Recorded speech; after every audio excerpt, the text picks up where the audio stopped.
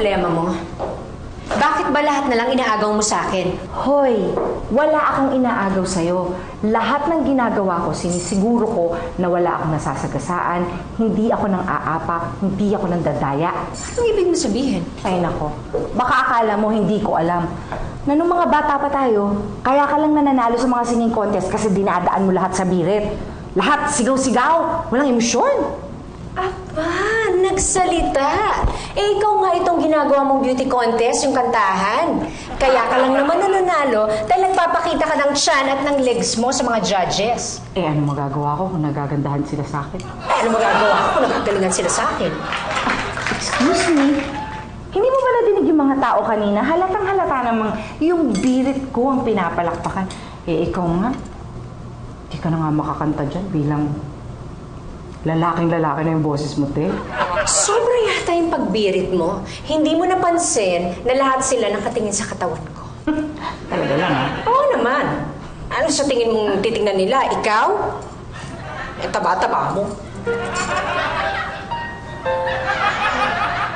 Wala ka namang karapatang magsalita sa akin ng ganyan.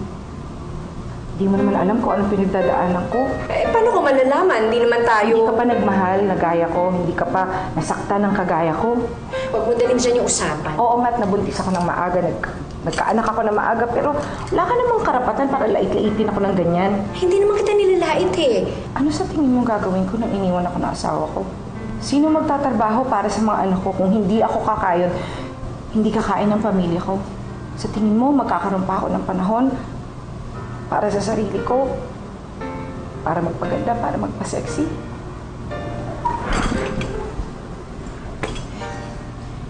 Hindi ko naman alam na gano'n, Marisa. Kaya lang naman ako nagkaganito dahil sa'yo.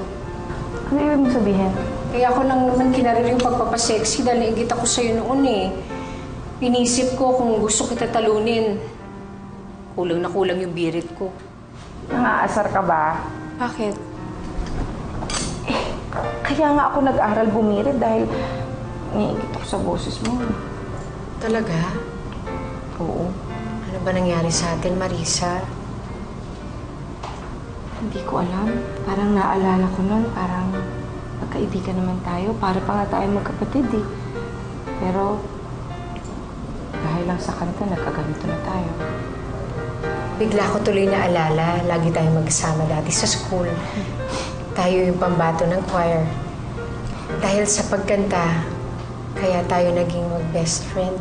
Tapos ngayon, ganito na tayo. Didi. Marisa. Sorry na. Sorry.